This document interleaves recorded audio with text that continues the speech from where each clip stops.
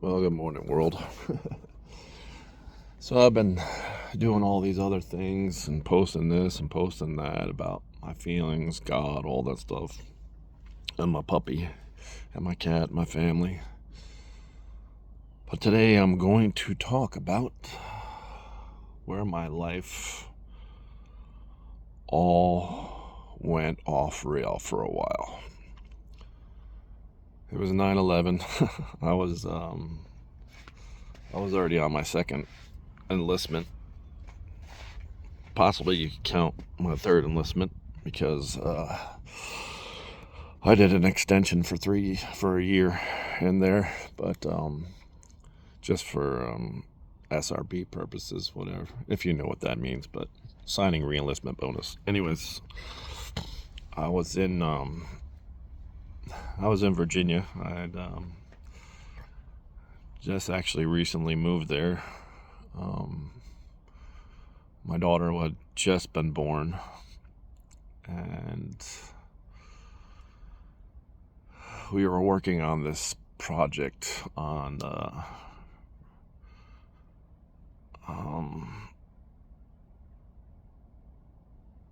base over at Little Creek, and it was for an exchange annex. Anyways, and I was digging down in a hole filled with mud and water, and I just got done doing those southern pour on you, then get really sunny and crazy humid, and we were listening to Mancow on the radio and just taking slop and trying to get this stuff done so we could lay asphalt. And we heard on the radio from Mancow, which is funny because Mancow's out of Chicago and he was in the Sears Tower out in Chicago. And don't ask me how we got it, because this is really way before streaming and all that stuff like that. But he comes on the radio and says, holy crap, we might be evacuating the building. A plane just flew into the World Trade Center in New York. And I was like, and it was Mancow, so we kind of thought he was kidding. And the radio service had kind of disrupted for a while, and next thing you know, he's saying it's again, and they're evacuating the Sears Tower because they believe that's going to be the next big building to get hit. And we're like, holy crap, and we all kind of take notice. But it's military, so you just keep working. You kind of know and get used to stuff going around all over the world, and you just focused on your work. And all of a sudden, all these trucks show up with these chiefs, and I was stationed at Norfolk. I wasn't on Little Creek, but our sister unit was over at Little Creek, and they came and they said, get back to your base. And I loaded up my 4-man crew, and the other guys that were working with us from the other CBU at the time, went back to their thing, and we drove over to Norfolk and got debriefed on the way, and all the ships recalled everybody. It was freaking crazy. And I went to the armory straight away. Didn't even get to call my wife because we didn't have cell phones back then. And I should rephrase that. We did have cell phones. I just couldn't afford a cell phone. And back in the day, nobody would give me a cell phone because my credit was so bad. Tangential story to the original. Because my crew, my guys, my fire team was and I was the automatic rifleman basically, and I was trained in 50, 60, and a bunch of other weapons. I went and checked out a 60, probably 4,000 rounds of M60 rounds, and we loaded it up in what we used to call a Cup V, but basically it was a Chevy Cheyenne with the troop seats in the back. And we had 260s, a couple M16s, and they shut down Norfolk base completely. And at the time, it was pretty easy to drive in and off the base. All you had to do was basically have a sticker on your car, and you could come in. But they closed down everything, and I was so scared, and I hadn't been able to actually really digest anything. Alls I know that I threw a sling over my back and carried the M16, and I sat there on the. This is also after have already been, working at least 7 hours for the day, and my wife is home, and my newborn baby girl and my son. And I just thought, we're getting attacked. We're finally getting attacked. And my mind immediately went to Red Dawn. I was like, here's your moment. And all I really wanted to do was go home and make sure my family was all right, even though we were nowhere near New York. And the Pentagon had just got hit again, and all the ships were leaving, and they recalled everybody from the fleet. Everybody was in the Navy on leave, anything. They recalled them, and the ships just left. And I'm sitting there for an additional 9 hours checking IDs of military men with an M60 around my neck. And it would be another at least 24 hours, because I think I remember us actually also staying at the unit that night and doing roving watches on the pier with the 60 in the back of the Coupe V, and driving up and down, making sure that nobody was coming from the water. It was kind of ridiculous. But whether the government knew it or not, we didn't know that this was going to happen. I mean, we probably should have. I mean, considering most of the guys that were training to fly into the World Trade Center actually were staying in the hotel and training on one of the local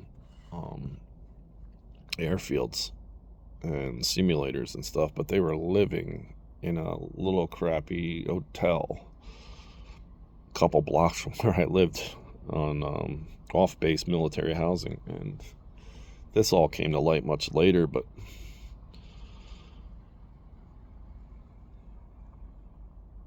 by the time I was able to watch TV, and this was a week straight, they just played it over and over and over again. The planes crashing into the World Trade Center. And I had family and friends.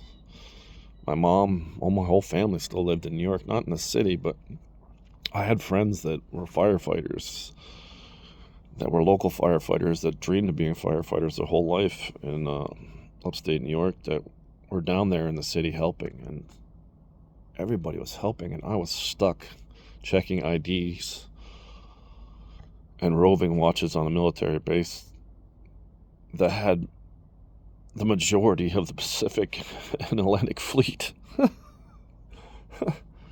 and all the submarines and everything like that. And all I wanted to do was take what I knew about equipment operating in a really awesome unit and then go up to New York and help out. And I felt so hopeless and so scared and so angry. And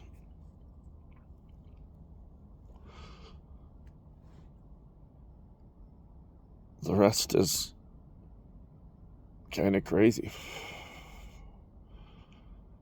Because shortly after that, and by shortly I mean within the year, I was already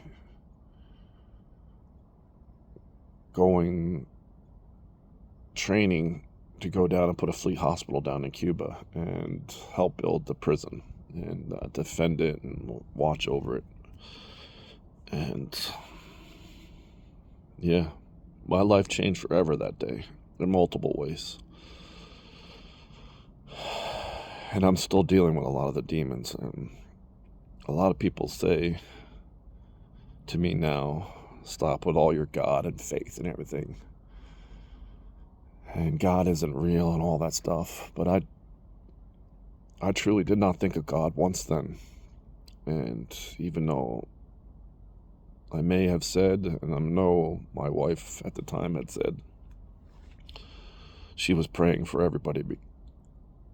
I didn't believe in God truly then. I didn't not believe him. I wouldn't even say I was an atheist. I was just somebody that was concerned that I had been training for about 10 years of my life to defend this country, and now the battle was right on my doorstep, and I was helpless. And I couldn't convince anybody to let me free to help in any way possible. So yeah, I didn't come to God lightly. I mean, I was baptized when I was a child. I've spoken about it before. I was baptized as Protestant. I mean, and I spent the next 10 years of my life fighting a battle after that day, fighting a war, and being told I was racist and all these other things. And then it came around to the fact that people were starting to support the Muslims who had destroyed my life that day. And I eventually rebuilt, and I eventually came to where I am now, and I still can't get that memory out of my head of that day and all the other crazy days after that. And this is after already having been through so much in my career. So no, I didn't hear God until way, way later, after everything had calmed down and I had retired and I had remarried and met an amazing woman that believed in God, and she was hardcore Catholic, and I didn't understand that. And then I just started going to church with her one day because I wanted my youngest son to believe in something, to not hate. And we started going to church, and I didn't accept communion because I wasn't Catholic, and I just listened to the words, and I looked at that cross, and they had a beautiful one in St. Mary's Church that was right near us where we went, and it was him up on a cross with spikes through his wrists and feet, and a wound from the side where they poked him with a spear.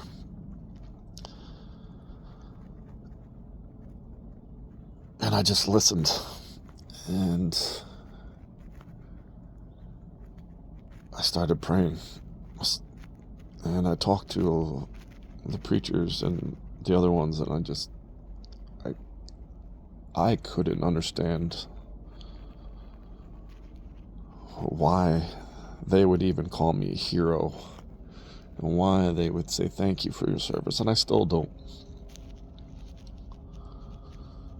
But yeah, that was the start of the start of my life, basically. And it led me to God. All that pain and suffering. And I'm not saying that it's all gone. I'm still struggle. Excuse me. It's hard for me sometimes. But no, I didn't always believe in God, and now I do more than anything. That and the love of my family, and I just want people to understand that anger is no place to start fixing anything.